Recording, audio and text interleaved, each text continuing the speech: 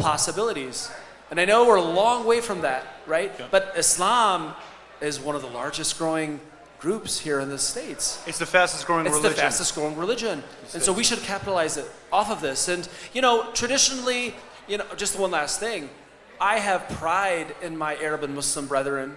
I believe we could be at the helm of justice and change in this country. It's not outside of the possibilities that we can be a part of the political system and change it, right? I have no doubt that that's a possibility. Yeah. So we'll note that the Democratic Party has just absorbed the minorities it used to oppress. That just seems to be the way of it. So I think what we've done with the genocide, or what the genocide has done, is it's stopped us from being lazy as Arab Americans. We can no longer just fall in with the party of convenience for us. If we are entrepreneurs, we can't fall in to the party that has our economic interests at heart, simply. If we are, I don't know, we're revolutionaries, we can't just fall in with the Democratic Party because they seem better. I hope that we are burying the lesser of two evils argument with this. I hope so. Let me ask one last question before we transition to the next, on a closing note, before we transition to the next panel. So we're looking right now, if you guys haven't looked at the tally, the map, currently Trump is up 120 to 99, 120 electoral votes for Trump versus 99 for Harris, but a lot of the swing states haven't yet been decided, obviously. If I can ask a final question to you guys is, what is the best possible scenario with regard to how tonight concludes for our community? How do you want things to shake out in a way that is a net positive for us with regard to this election for the broader community? What needs to happen, or what should happen for us to benefit the most from how this election turns out? I would like Zainab to answer that first. I don't think there is a good scenario for us. I've been going back and forth in my mind. There's no one single good scenario, but of all the possible scenarios, you know, in addition to who is elected and who isn't elected, in terms of how things conclude, what is the best possible turnout for us? You know, I've been going back and forth in my mind about whether Kamala wins or loses. So if she wins with our support, it's shameful. But if she wins without it, that shows that we are not a voting bloc that needs to be appealed to by anybody. You can genocide our people, and there are no political consequences for that. But I don't know if I can, I mean, there are too many possible permutations of bad scenarios that I don't know. I'd have to talk about it more, think about it. I mean, the best possible scenario within the two-party system now, right? You know, and I don't want to answer that question, but I would say the best case scenario is for Kamala Harris to lose, right? And for potentially Trump to win. And it's not to use us, definitely. Use us. Oh, use our community. Sure. Yeah. And let me just kind of continue. And I say this because, you know, being that there potentially can be some strategy to think about here. You know, is the American person, are the American people, are they conscientious? Do they say and do they think that ethnic cleansing and genocide is a red line, right? Is it possible that a once pro-peace, anti-war party like the Democrats must return back to their roots, right? To say that maybe we have to reverse our policy because our countrymen don't think that this is what they want their country to represent. And I'm not saying that that is something that Democrats are like sitting down and thinking about, but what I'm trying to say is it possible that this shifts the metric in the policy just a little bit? Let me ask you this really specific question. So if Arab and Muslims in Michigan have the impact to deliver Michigan to Trump tonight, I wouldn't be mad at it. Does that send a message to the Democratic Party moving forward that we are not a community to be taken for granted anymore. Obviously, there's two wins there, Yeah. right? Yeah, the first I win agree. is we flex our political power and Yeah. will, one. And two, the Democrats have to say, hey, maybe this pro-genocide, pro-war is not working for us, and funding Israel is not working for us, and we have to be stricter and tougher with our taxpayer money. I mean, look, will the Democratic Party in 10, 15 years change to be like the really, truly anti-war, anti-Israel party? Hey, it's possible. I have hope. So I think there could be a win-win for us in a scenario in which Kamala Harris loses. Yeah, I mean, they were the party of the Democrats were the party of segregation, right? So the parties kind of flip every few decades, just to keep us on our toes, just to make us think we have a fresh political system, but it's the same. So, yeah, I think I agree with you thus far. The best case scenario is that Kamala loses because of us. Because of us, yes. And also, I think a lot of people fear a Trump presidency, but I, for one, am willing to take a little bit of discomfort. But we know what it looks like. We do. And at the end of the day, if we're a little uncomfortable here, I mean, we still, at the end of the day, we're still alive and living freely, right? So I think we can be a little bit uncomfortable for the next few years to send this message to the political parties that you need us. And I think if Trump wins because of Michigan, I mean, that would also, it would be like a Kamala losing Michigan would be the best case scenario for sure. Trump Okay, winning scenario. one last final thought in 30 words for each of you. 30 Your final thoughts, Zainab. Me? Yeah, just 30 words. Well, I was supposed to be asked a question about the impact on my students, and all I will say is this. The psychological impact of what's happening right now can't be measured yet. So I guess check on the young Arab Americans in your life. That's all I can really say. We're all struggling right now. And may the, I don't know, I want to say may the least evil candidate win, but that's just not a thing. It's all, here we go. Viva la revolucion. I don't know what to say. Viva la revolution. Long live the revolution, I guess. Sure. I will say that just in 30 seconds, what do I have to say? One of the things that's been on my mind is that I think, Palestine is a fire burning inside of us, and this genocide really has taught us, it's been the best and the biggest teacher for all of us. It's literally a paradigm shift in our lives, right? And it's very cataclysmic as well. It feels like end of times, but it also gives us this imperative, this urgency, like, hey, guys, wake the fuck up. Like Arabs, Muslims, like what the hell, you're being genocided, right? Post 9/11, we were talking about the erasure of the Muslim and Arab identity very slowly as part of an elaborate plan, right, to diminish Neutralize voices. neutralize us through secularizing us. Definitely. Yeah, And this is part and parcel of that agenda. absolutely. So all I have to say is like, for many Arabs, for many Muslims around the country, around the world, we thank Israel and America, right, for Yeah. really lighting a fire inside of our hearts that will never, never cease to burn. Yeah, thank you. Thank you. Thank you. Excuse my language. You're good. Thank you, Khalid. We're gonna take a little bit of a break. We have to get our connections reset. Take a little bit of a break. Enjoy something to eat, to drink, and we'll come back and continue our great conversation. So take about a 20 to 30-minute break while we get everything situated. It's gonna be a long evening, so grab something, grab some coffee, and keep yourself awake. Thank you.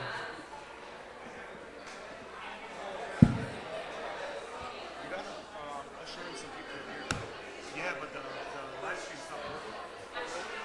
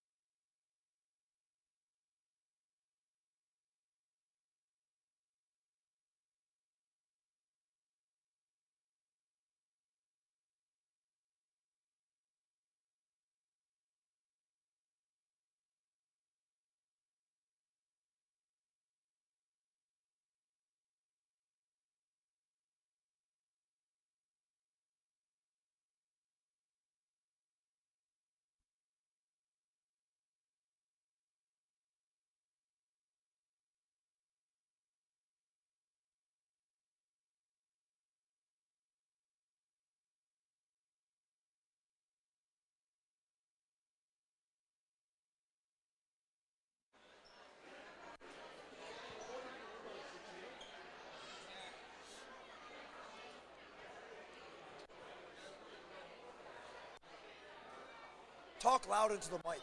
Okay. Testing, testing. What up, man? How you doing, brother? Good to see you.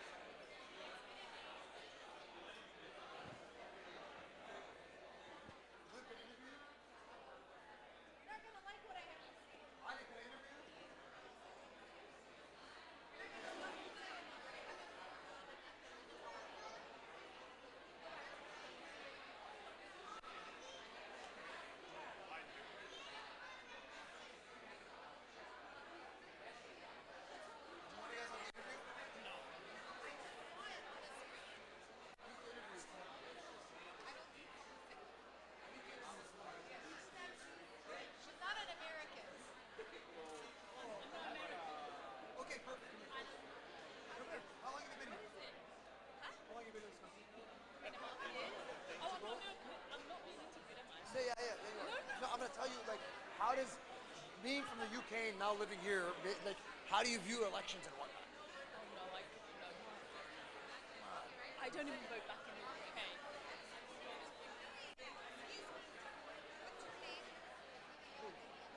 The lady you were just talking to. The lady you were just talking to. Oh, she looks like the representative. Oh, she's like, oh, no.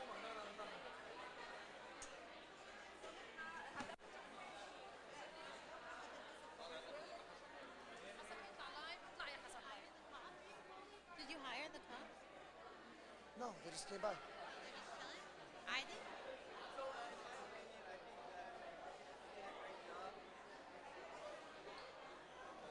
Something good, man.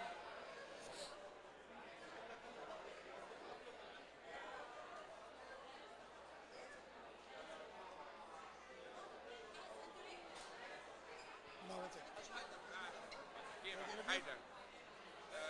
After him, I'm gonna get you. Step right outside. I'll pull you in.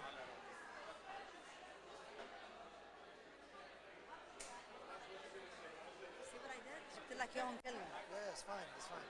وحده قالت لي قالت له لإله قالت له ثانك يو فور بينج هير قال لها ليش؟ قال لها قالت له نو اي فيل ات ايز لازم يكون في كابس around me.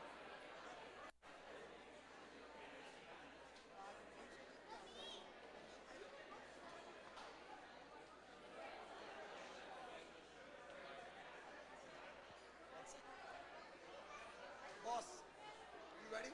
Sure. If you can just stand right behind this guy. Okay. I'm gonna get one at a time.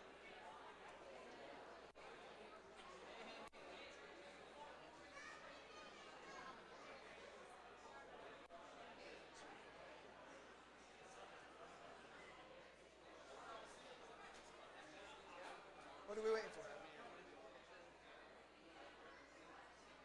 Are you guys ready?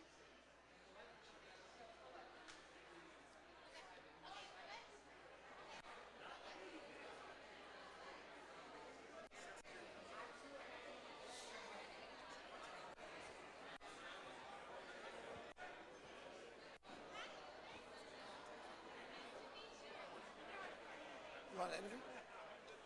Hey, I saw this. You're with Robert Kennedy. That was amazing. Like that was, and like you did it. You could do TV. Yeah. You're gonna be famous. Like, I appreciate and the way you turned back around for Trump, like that. You're like, he didn't say it. That was crazy. Are you guys ready? All right, guys, and we're back. We're back from break. We're on Big Mike, huh? That's it. So, you know, you're at a community watch party in Dearborn, Michigan. Majority of people here are Arab American. The elections this year is very sensitive because what's going on. From an outsider looking in, how has this election been different for you from past years? How has it been different? Well, you know, things just keep getting worse in the United States. I'm 44 years old, and I remember when Bill Clinton was elected, my parents hated Ronald Reagan like viciously. And we thought when Bill Clinton was elected in 1992, we thought something fundamental was going to transform. But what transpired instead was the further corporate consolidation of politics and cultural life in the United States, and how that exercised itself through the domination and destruction of the planet, right? So when we fast forward here to 2024, over 30 years later, we see the outright brutalization in naked terms, that they don't care, the Democrats. The Republicans are already they're like Christopher Columbus level crazy. And then the Democrats are supposed to be on our side or something like this. Turns out no one's on our side besides you, community. So as an outsider, right, I'm looking at it like my fellow people, right? And so we look for each other in these times of challenge, in these times of pain, and we look for each other in attempts to forge new relationships and groups as we try to find our way to a future, right? That makes sense for us, right? So. Thank you so much. Thank you, thank you. We got Mr. Fuad. I got a question for you discussing your political views. Do you find any challenges when you discuss your personal political views with your fellow community members or even family and friends? I don't believe so. I mean, I think what's important to me is that we have healthy dialogue, right? I think sometimes where sensitivities are gained is when we just isolate and secret and nobody wants to talk about differences. We're all human, and so it's important that we are embracing each other for our differences, having healthy dialogue so that we can all understand each other's different perspectives, right? And do you feel like any political party represents the Arab American vote? That's a good question. I think there are some that definitely alienate it, but I don't know that either one of it goes out of its way to support it. Thank you, Fuad. Appreciate it. I have a personal question for you. Yes. Do you have any personal story that has helped shape your political views? Personal story. Well, first of all, I would like to say thank you for hosting this. And number two, thank you لعباس شهاب, Jana Sound, my son Ismail Bazi for all their hard work in the community and making sure all the voices are heard. I have a lot of personal stories, but one thing that is dear to me is after 9/11, you know, like we were not in the picture. So then everyone started coming to Dearborn. We are peaceful people. We love life. We love to live. People think like our lives don't matter. And like they call us, we're just numbers. We're not just numbers. We matter the most. And there is one verse in the Quran that says, don't you know God sees? So this verse, because a lot of people, they don't care about us. They don't care about human lives. And even Kamala, we're just casualties. We're just casualties. We're just numbers. We're not just numbers. We count, our lives matter. Thank you. Thank you. I got one more interview. Haj Haidar. Haj, do you find any challenges speaking about your political views amongst our community or amongst family and friends? Not anymore. We did in the 80s and 90s. We have earned the respect of others. I'm very proud of the youth. I'm very proud of our community this election season. We have come a long way.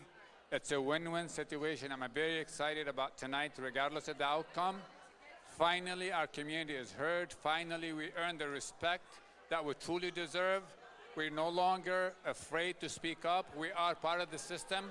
We are as American as Trump himself, with all due respect to him and his followers. We are proud Arab and Muslims. I'm looking forward to the next election. We have learned so much, and the sky is the limit. And I'm talking to the youth tonight. Thank you. Thank you, Haj. All right, Abid, back to you on stage. Thank you.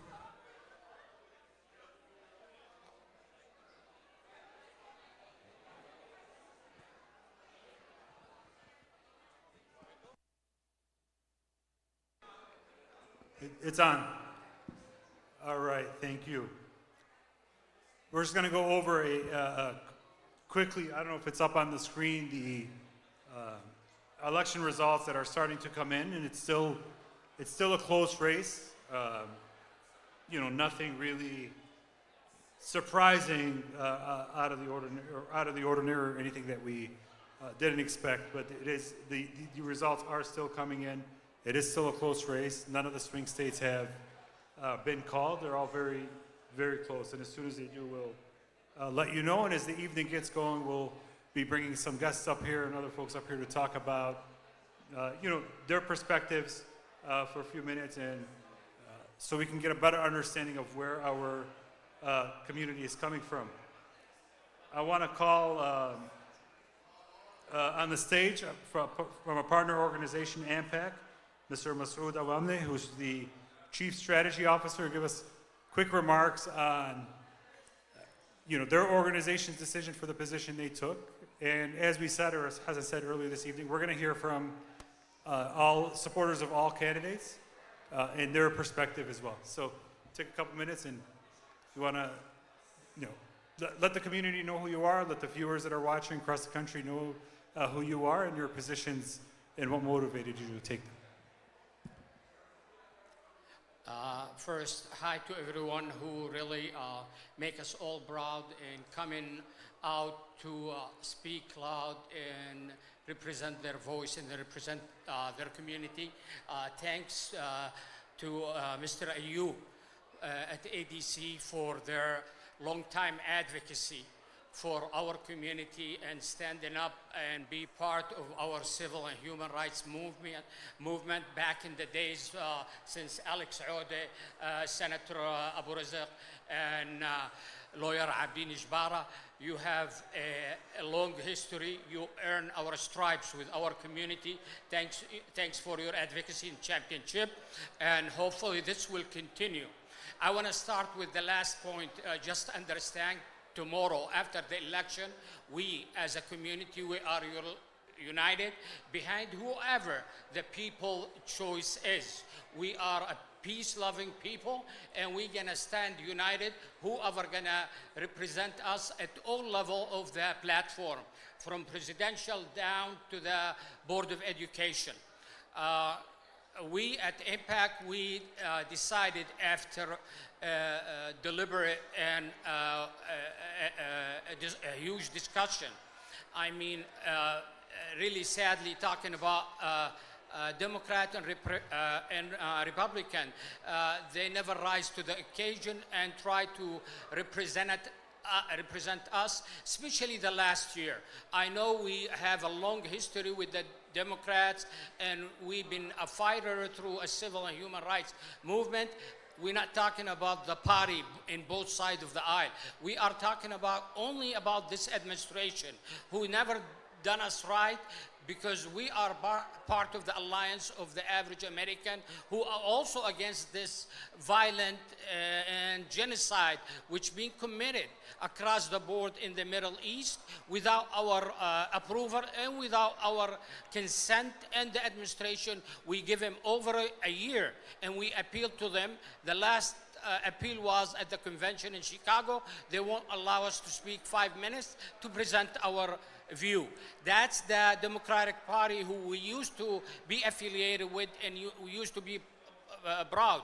But we're not talking about the party itself. We have to differentiate between an administration. As we know, there is 2 years mid-election, and there is 4 years. We have the power as the people to stand up and speak up and make sure our issues are addressed the way it should be addressed. We are talking about justice, moral, legal, and ethical stand, which average American, even as we show in the see in the social media, the whole globe stand with us in solidarity, because the humanity is solidarity, and that's the message we want to share with our people the next day, tomorrow, that we are standing in unity, because the humanity is solidarity, and the political process will begin, and hopefully we can keep the movement alive and keep stressing what really just and represent all of us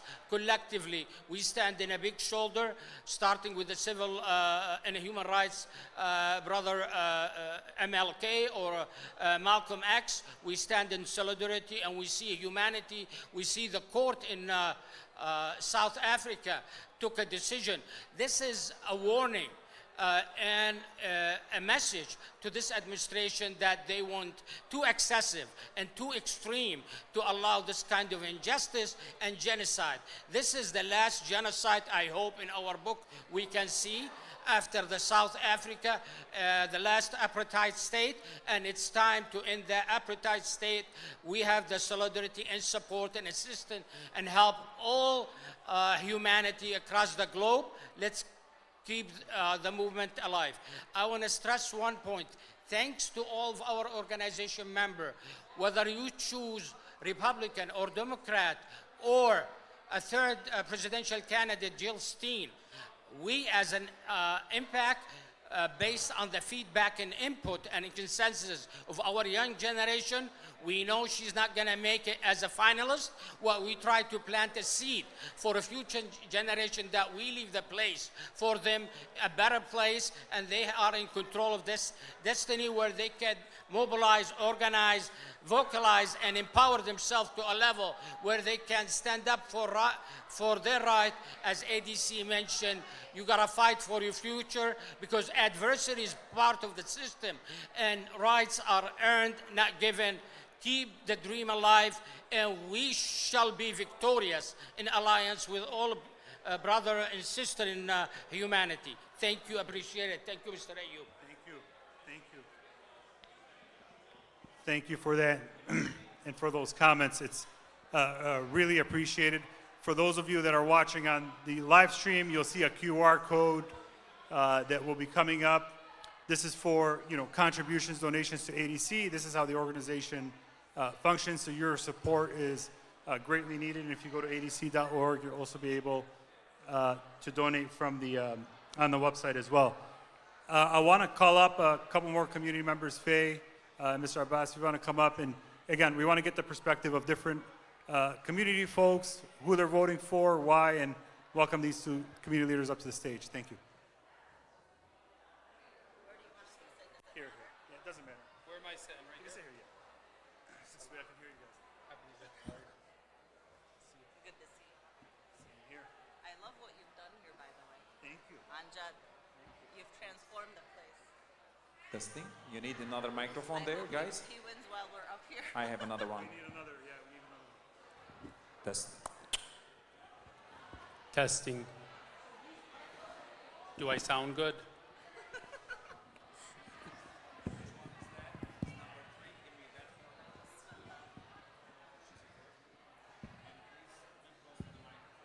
Thank you, Jafar. You always have my back.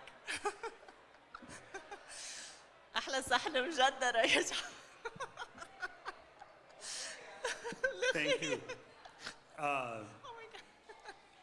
So we got viewers watching online from across the country, a lot of interest in Dearborn and where we're, which way the community's been going. And one of the stories, of course, over the past few weeks and months has been the outreach the Trump campaign has brought to Michigan.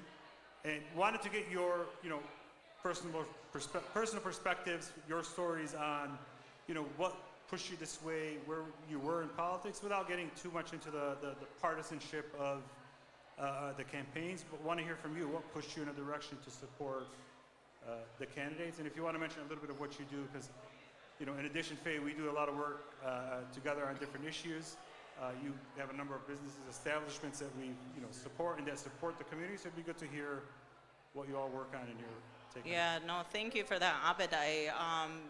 You basically started out with the right framing of the question, right? What pushes people? What motivates them to gravitate towards a certain campaign, a certain party?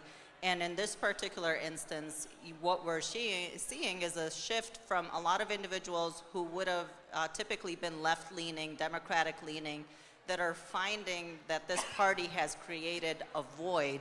This party has not addressed certain issues, whether it's foreign policy, whether it's economic priorities at home, domestic issues that really resonate with individuals, those are really allowing individuals to gravitate towards the GOP and finding solace in a more conservative approach, whether it's to the economy or to foreign policy. Personally speaking, you know, I was approached by senior advisors to the Harris campaign, and this was part of their outreach efforts as a result of the ongoing war, genocide that was happening in Palestine and in Lebanon. And understandably, they really wanted to listen to the community, understand our concerns, and determine how they can potentially mitigate and alleviate some of those challenges that we were experiencing. However, during that conversation and at the initial part of that conversation, it was made very clear to us that there wouldn't be any shift in policy, in foreign policy. So if you're approaching the situation by saying there isn't going to be a shift in foreign policy, you're immediately negating the very existence of that meeting, the very you know, nuance around, you know, the framework for that meeting. So a lot of the individuals who had been invited to the meeting, the attendees, were visibly frustrated and voiced their concerns. You know, if you're not going to have a shift in policy as a result of listening to our your constituents, to the concerns that are conveyed by your constituents, what's the point of having a meeting?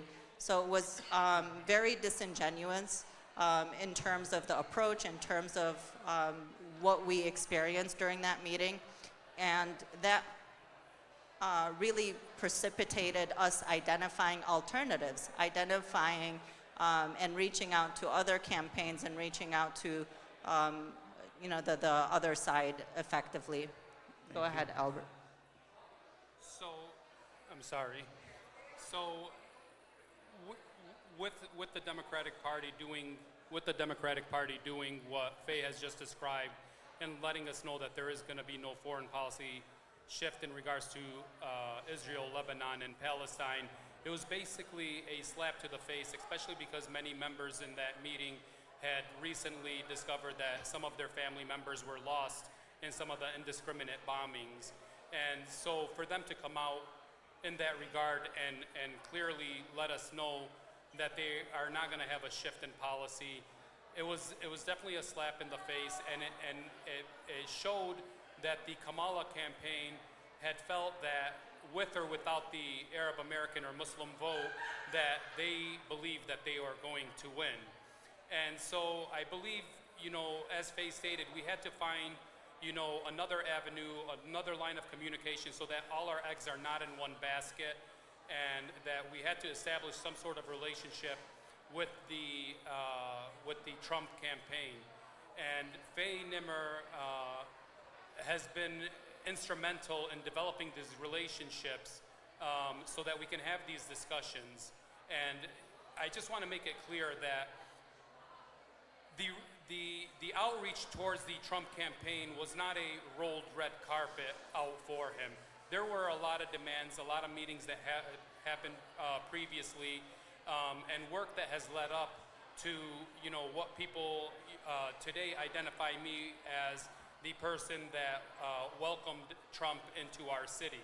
It was a very difficult thing to do because, you know, in regards to, you know, presidential candidates, we've had many presidential candidates, whether Republican or Democrat, that have been responsible for the slaughter of our people.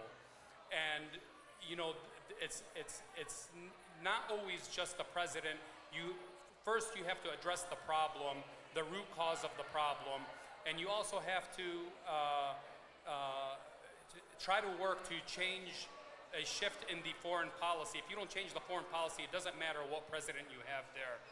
And for that reason, I want people to think about, one thing I want them to think about is when we talk about the situation in Gaza and we think about what's happening over there, you know, all the media right away, they focus on October 7th as if that was the start of everything. And so, and they say that that's the root cause of the problem. And we know that's simply not true. It's been 75 years of oppression and genocide, and you know, taking advantage of a people and starving them and keeping them inside of an open air prison, basically. So if we look at it like that, I think it's very important for us to also look at the election in the same way. And one of the reasons that we wanted to do the outreach is because we wanted to eliminate the root cause of the problem today. And the root cause of the problem today is Kamala Harris and her administration. So the only way to fix things is to get her out. And that's why, I couldn't stand with the uncommitted vote or the not voting at all, because I feel like our voices are not heard. And they were using that as an advantage to them. The Kamala campaign was using it as an advantage to them through our, community liaisons or leaders, basically telling people to vote uncommitted to guarantee that those votes are not going to go to Trump. Because our community leaders, in general, they're Democratic leaning, and if they come out and tell you don't vote for Kamala, vote for Trump, that puts an end to a lot of good things that they have built within our city. Some funding, some grants, some appointed positions, things like that. So they can't tell you to go ahead and vote for Trump. So they tell you vote uncommitted. But that leaves the door open for the root cause of the problem to actually stay inside of the office and continue the indiscriminate bombings and genocide that's occurring. So in my opinion, the root cause had to be addressed. Thank you. You bring up a lot of valid points on the outreach front. Just one final question, just shortly, is assuming Trump wins, will you hold him accountable? Will you push back against the campaign? Will you push back against the administration when need to be? I think it's an opportunity to clear that up, as many people believe that may not happen. So your response to that? Yeah, that's a great question, Abed, and I say that because your earlier question as to what made us gravitate towards the GOP, what made us choose the GOP as a candidate for presidency. And one of the things that I want to point out to is we've already held them accountable during the campaign cycle. And we started that tradition of holding the party accountable, holding the campaign accountable. What Albert, to my side here, alluded to earlier is the fact that we held preliminary meetings with the Trump campaign and with peripherals of the Trump campaign as well. And in those strategic meetings, they were extremely powerful and influential meetings. One of the meetings that was held with community leadership, this was several weeks ago, precipitated two things, two monumental and iconic actions that were made as a part of that commitment, the Trump campaign's commitment to us. One of the first communications to our community really related around the letter and the statement that was issued and signed by former President Trump himself. He was very persistent that he wanted to sign that statement that was addressed to the Lebanese American community to alleviate some of the concerns that we had voiced during that community leadership meeting with the Trump campaign. We talked about our worries and our concerns around the territorial integrity and the sovereignty of both Lebanon and Palestine.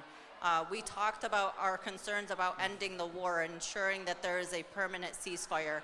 And the letter that was issued by the Trump campaign addressed those notions and addressed those concerns directly.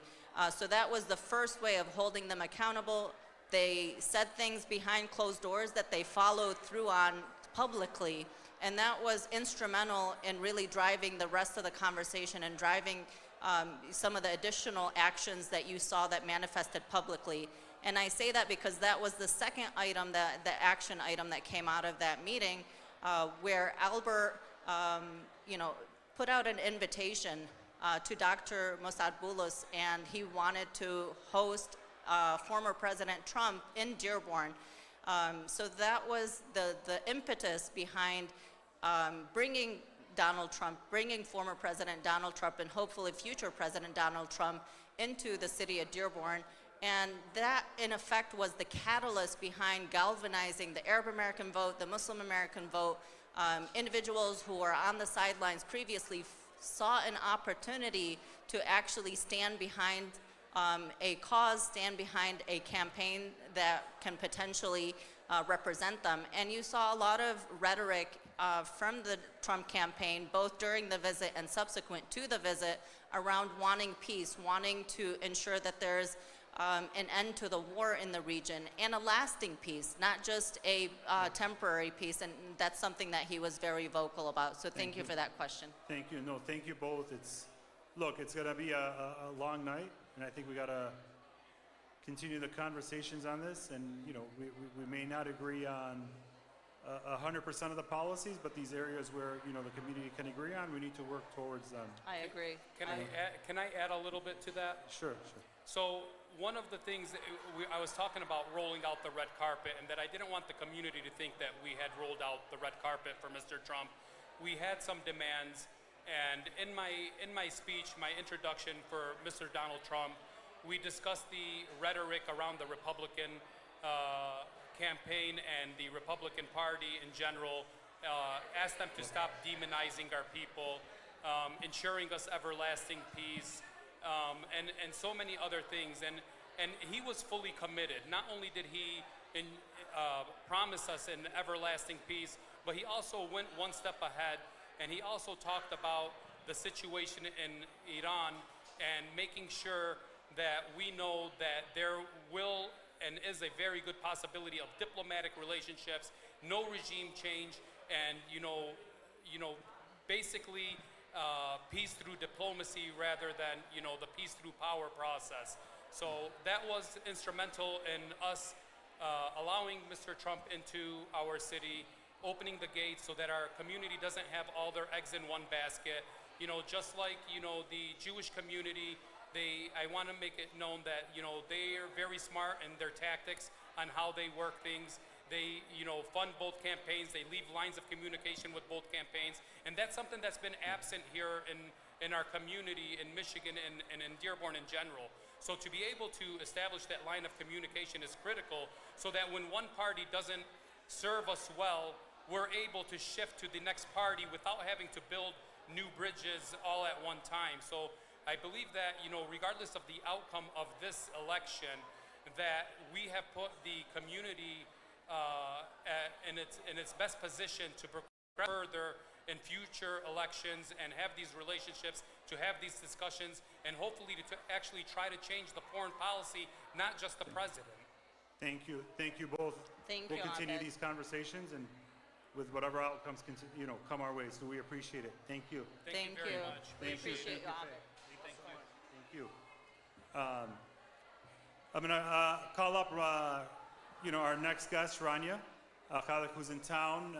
She was streaming her own show from another room for Breakthrough News, so we're stealing her on a break for a few minutes just to get some insights and perspectives. Hello. Welcome back. So, how are you doing? Good.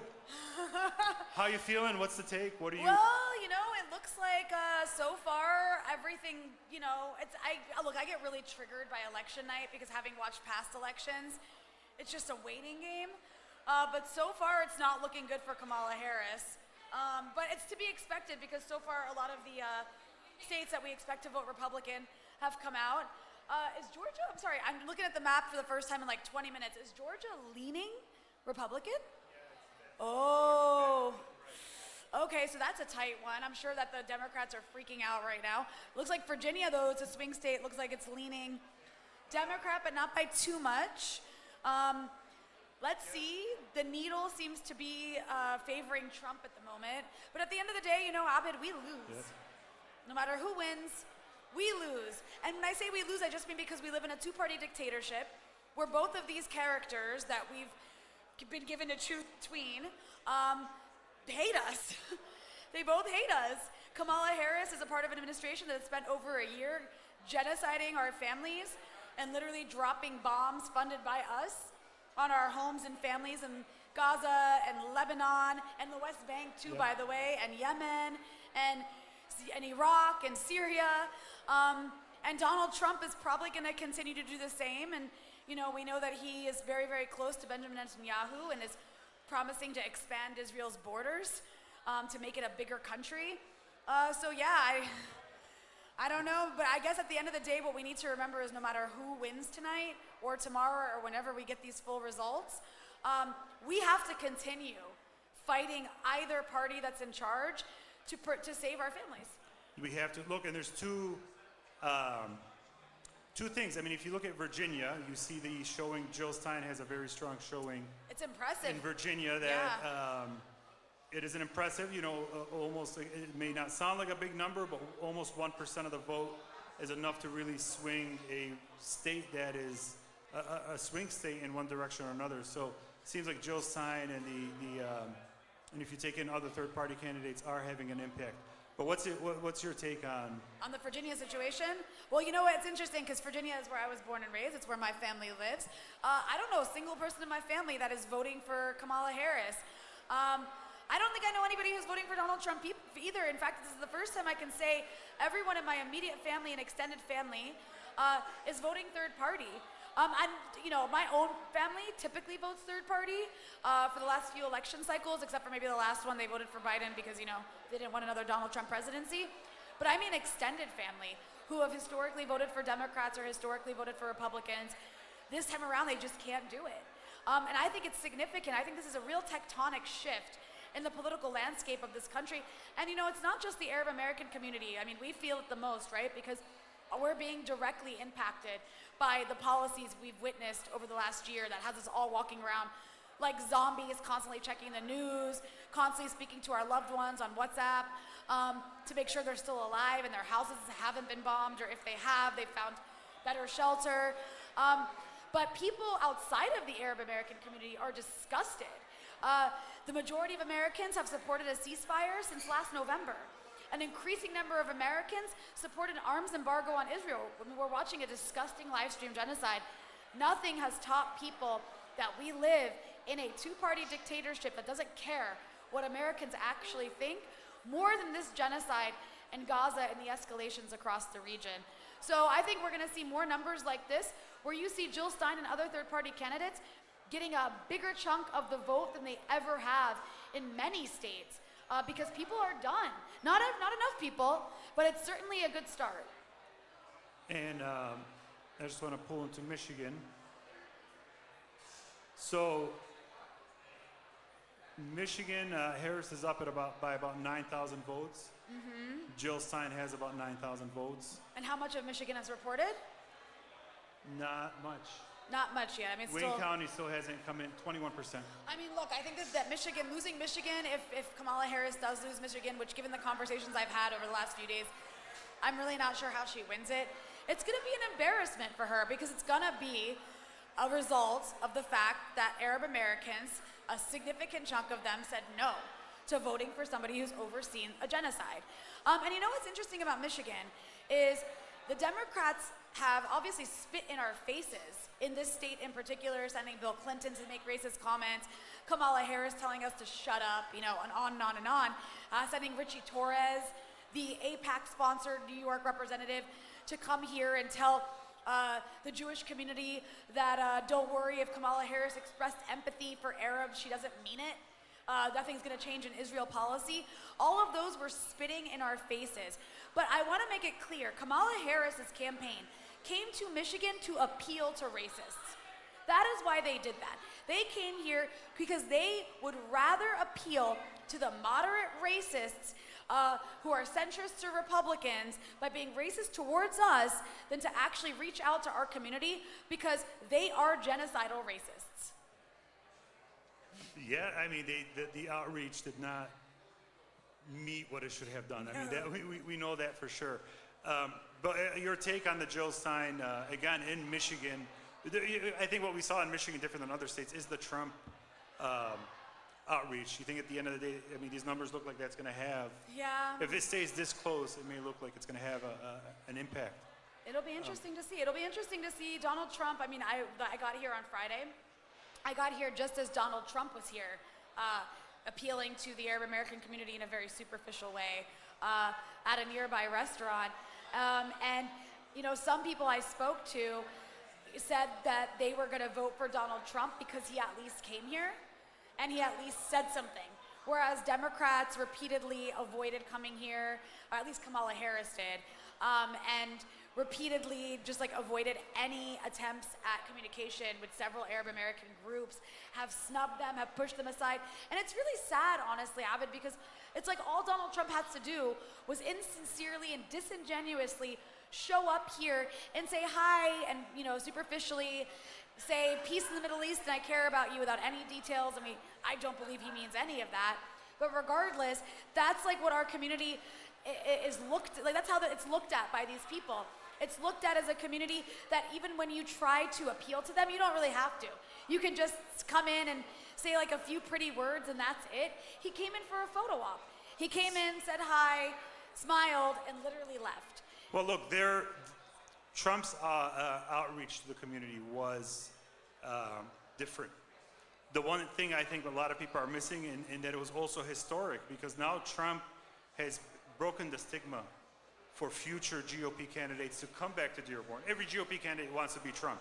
So I think you'll see in future elections more come back here, and maybe they'll give some deliverables. I don't know, I'm not depending on it, but we'll see how the next 4 years play out on that front. But. I mean, I'll ask you this, the journalist in me wants to. You're the head of a very important Arab American organization. Regardless of who wins, I mean, whether it's Donald Trump or Kamala Harris, you're gonna have to deal with a candidate and an administration, and you're gonna have to navigate around all the roadblocks they put in place for you advocating for your community. What do you, like, how are you gonna deal with it? Is it gonna be easier or harder, do you feel, under a Harris versus Trump presidency? You know, that's a great question. I think, you know, for us, we're going to continue pushing back on the policies we can, a lot of the domestic stuff. And admittedly, you know, with the Trump administration, it will depend on who he's appointed into which positions. If we see, for example, another Kenneth Marcus leading the Department of Education Office of Civil Rights, and with the college encampments happening next spring, that's going to blow up in all our faces that Trump is in office.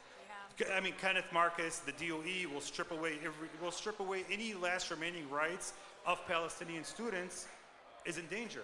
But the opportunity to maybe sway him away from doing that, maybe that's there. It wasn't there in 2016. I mean, the engagement just wasn't there. My concern with that, the administration on the Trump side isn't necessarily him. It's those that he puts in place because they may have been donors or some big donors that put golf this person. buddies. On the Harris side, it's, you know, we'll continue engagement where we can, but I mean, we got to have expectations on what our victories are. Yeah. And we got to have better demands on these things as well. Back to the Department of Education, Department of Justice, all these entities where we need to see better individuals appointed to them. Yeah.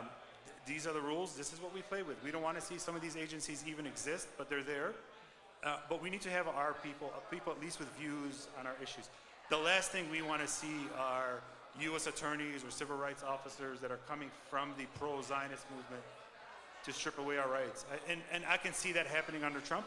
I can see that happening under Harris administration as well. What a sad state of it's going to be affairs. sad if it does go that way. Well, listen, I gotta go get ready to get back to my live stream on Breakthrough News. Thank you. But I really appreciate everything you all are doing. Thank you. I appreciate you hosting me here at the Canteen.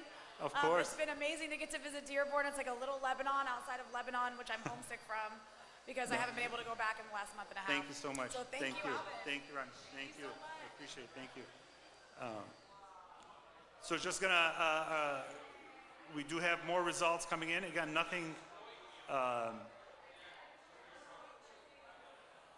out of the ordinary yet.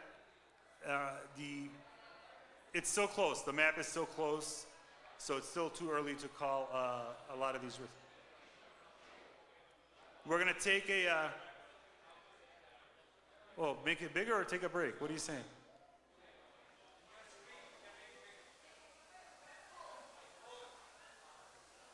There we go. So the results are coming in. There's nothing right now that is, again, out of the ordinary. So we are trying to get some folks that will be in here to go over these numbers once they start rolling in. Is Bilal Hamoud here? There he is. So Bilal is from a partner organization we do a lot of work with, the American Arab Chamber of Commerce, located here in Dearborn. They were a pivotal partner in our ArabCon success a few weeks ago in the city. And just, yeah, you can sit here, you know. but wanted to get your take, on this evening, the impact this has. And, you're coming in from a different perspective. It's not really a civil rights, solely a civil rights issue, but it's a perspective important to our community, the economic side and the business side of things. And your take on what this means for your membership and generally for the Arab community, for those watching on the business side of things. Yeah, so I think our community has demonstrated now more than ever that across the nation, and we see this with our members, they are economically cohesive and willing to use that leverage to impact change, whether it's through philanthropic efforts, because we have been giving back in record numbers, or to influence elections and to influence local communities to get out and participate. And at the end of the day, these businesses have an economic will, and they're willing to use that. And we see that with folks like Starbucks, right? We collectively decided to boycott our allies, our supporters, and it hurt. It hurt their sales, their stocks, their CEO. Similarly, as we're contributing more to campaigns and getting our community to mobilize, we are finally at this point where it's not just one business. We are franchising, we have multiple locations, we're growing. And that economic will automatically comes with a strong political will. The frustrating aspect is a lot of those policies that are needed for these businesses, and whether it's on the credentialing side, whether it's on contracting side, whether it's just the protection side from the civil liberties perspective, those don't come from any of the asks being made at the table right now. And it's low-hanging fruit. I mean, you want to show that you care about this community? Put in anti-Arab hate measures, put in Islamophobia measures, but there is not any of those being put forth, and the community sees that. And neither party has curried its favor because of that. What are the challenges you see with regardless of who wins, what are the challenges you see over the next few years? Economically, we're going to see that this whole shift across the board to really look at businesses not from an identity-based perspective, but from a perspective of disadvantage may ultimately end up hurting us, because now that we finally do have that recognition and identity from a census perspective, if the administration isn't actively trying to support this, all those programs that used to exist to support minority-owned businesses that we're finally gaining access to go out the window. And so if it's not the right administration or the not right priorities, this community takes 5 steps back. And has there been engagement, or has there been representation? I know we work in circles, but what could either administration do better in bringing in Arab American business owner representation on a federal level? I know you guys are doing a great job in Michigan and Wayne County, and your take on where we are and where we need to get. Well, we see this across the board from the federal aspect of how nationally our businesses are trying to get into government contracting, right? Participating in the 8A programs, trying to pursue the avenues to expand their businesses. But the frustrating part is that most of these doors don't seem to be consistently staying open through administrations. And so as we strategically try to leverage this community's economic will, it has to also show between the pockets of these Arab American businesses that exist, not just in Michigan, but across the country, in Texas, California, and Ohio, where these communities are collectively working is the only way we're going to see administrative change. So, anything you want to add in closing, or are you?